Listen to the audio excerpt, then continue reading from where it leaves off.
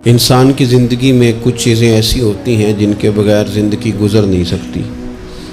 اتنی دیر تک جتنی دیر تک وہ چیز اس کے پاس موجود ہوتی ہے اسے نہ اس بات کا ادراک ہوتا ہے نہ احساس ہوتا ہے، لیکن جب وہ چیز اس کے پاس سے رخصت ہو جاتی ہے، اس کے پاس کسی وجہ سے خدا نہ خواستہ وہ چیز موجود اور محفوظ نہیں رہتی، پھر اسے احساس ہوتا ہے کہ ایک بہت بڑی نعمت تھی میرے پاس، وہ مجھ سے چلی گئی۔ ہماری زندگی کے اندر بہت ساری ایسی چیزیں ہیں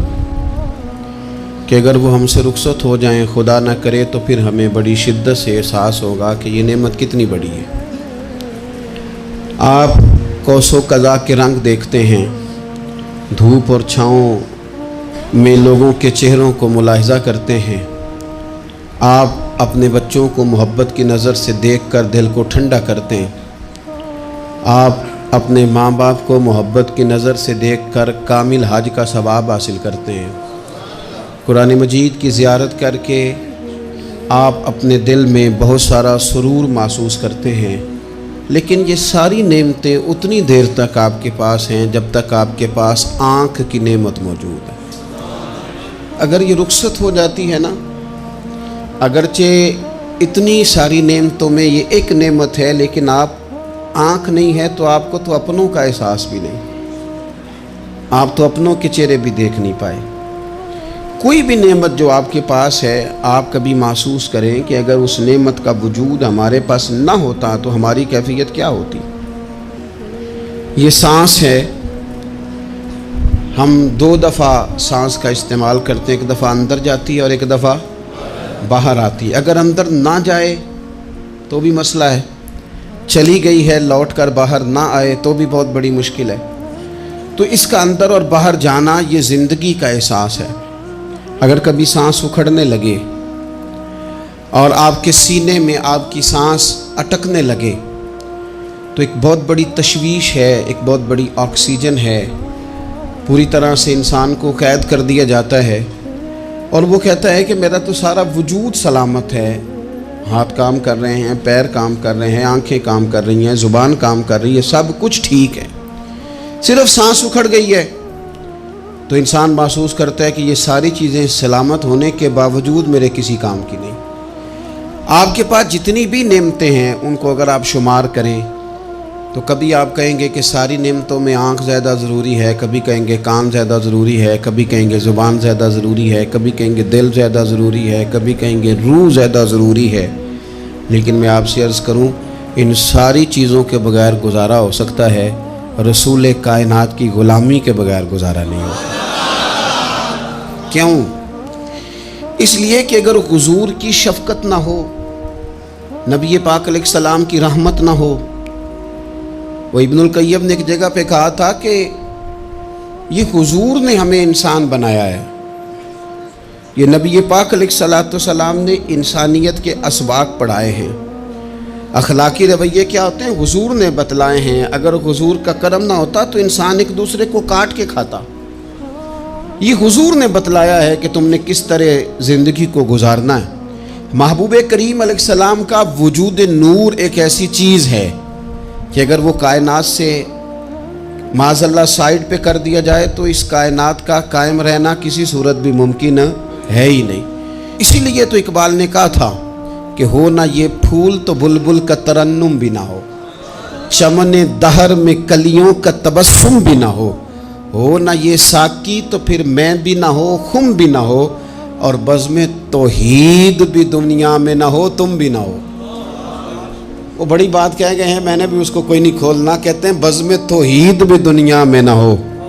تم بھی نہ ہو، خیمہ افلاق کا استادہ اسی نام سے ہے، اور نبض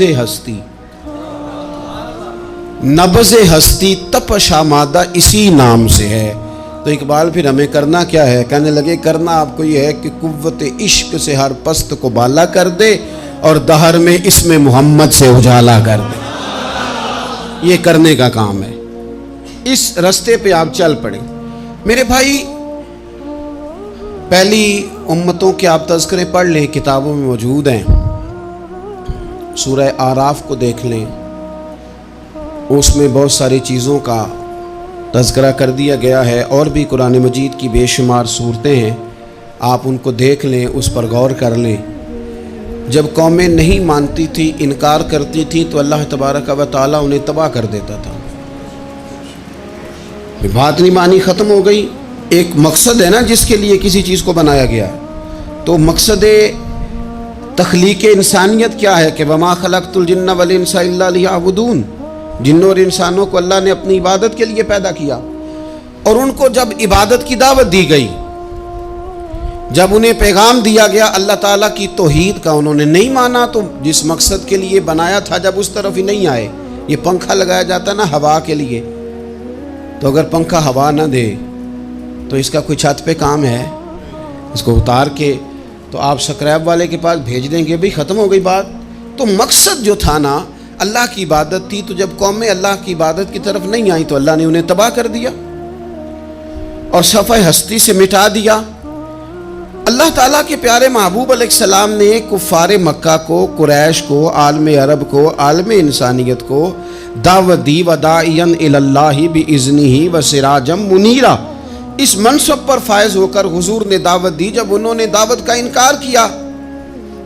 حضور نے انہیں عذاب سے ڈرایا، اللہ کے عذاب سے، چونکہ حضور نذیر ہیں۔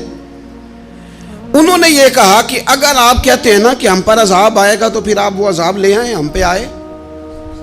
جب کوئی آدمی منہ سے تباہی مانگے، جب کوئی شخص اپنے منہ سے یہ کہے کہ کر لیں جو ہوتا ہے معاذ اللہ، تو اگر تو سامنے والا کمزور ہو تو شاید وہ کچھ نہ کر سکے، لیکن یاد رکھنا کئی دفعہ کمزور ہوتا ہے تو کچھ نہیں کرتا، تو کئی دفعہ مہربان بڑا ہوتا ہے، رحمان اور رحیم کئی دفعہ کرم نوازی کرتا ہے۔ جب انہوں نے کہا نا کہ لائیں وہ عذاب ہے محبوب جس کا آپ وعدہ کرتے ہیں، تو اللہ نے کیا فرمایا؟ فرمایا وما کان اللہ لیعذبہم وانت فیہم۔ محبوب رب کی یہ شان ہی نہیں کہ انہیں عذاب دے، کیوں؟ اس لیے کہ آپ ان کے درمیان موجود ہیں۔ اے محبوب علیہ السلام، اللہ کی یہ شان نہیں کہ انہیں عذاب دے اس حال میں کہ آپ ان کے درمیان موجود ہیں۔ آپ میری بات کو سمجھیں گے، غور کریں گے کہ کافروں کے درمیان اگر حضور موجود ہوں تو عذاب نہیں آتا، تو قیامت میں جب حضور مومنوں کے بیچ موجود ہوں گے، مجھے کہہ لینے دو نا کہ اساں جہاں گناہیاں دا جدوں اعمال نامہ پھرول ہوئے، پھر ذرے ذرے نے سامنے آ جانا ہے، جو جو منہ تھی بولیا بول ہوئے، اساں بھی کول حضور دے بیٹھ رہنا ہے، لکھ عمل ترکڑی تول ہوئے، او دے کولوں بھی رب نے حساب لینا ہے جیڑا بیٹھا ہی محمد دے کول ہو صلی اللہ تعالی علیہ وسلم، او دے کولوں بھی رب نے حساب لینا ہے جیڑا بیٹھا ہی محمد دے کول ہوئے، جس کو کہتے ہیں قیامت حشر، جس کا نام ہے، جس کو کہتے ہیں قیامت حشر، جس کا نام ہے۔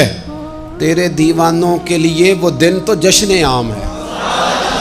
زیارت ہوگی نا حضور کی، تیرے دیوانوں کے لیے وہ دن تو جشن۔ اور ایک شاعر نے اور بات کھول دی، کہنے لگا ہر نظر کانپ اٹھے گی محشر کے دن، خوف سے ہر کلیجہ دہل جائے گا۔ اچھا جی پھر کیا ہوگا؟ ہر نظر کانپ اٹھے گی محشر کے دن، آنکھیں پھڑ پھڑائیں گی، کانپیں گی اور کلیجے پھٹیں گے۔ منظر ہی ایسا ہوگا، انسان اپنے پسینے میں ڈبکیاں کھا رہا ہے، حساب کا وقت آ گیا ہے اور سورج سوا نیزے پہ ہے، زمین دہک رہی ہے، تو کہنے لگے ہر نظر کانپ اٹھے گی محشر کے دن، خوف سے ہر کلیجہ دہل جائے گا، پھر اوڑھ کر کالی کملی وہ آ جائیں گے، پھر اوڑھ کر کالی کملی وہ آ جائیں گے، پھر اوڑھ کر کالی کملی وہ آ جائیں گے، ہر نظر کانپ اٹھے گی محشر کے دن، خوف سے ہر کلیجہ دہل جائے گا، پھر اوڑھ کر کالی کملی وہ آ جائیں گے، سارے محشر کا نقشہ بدل جائے۔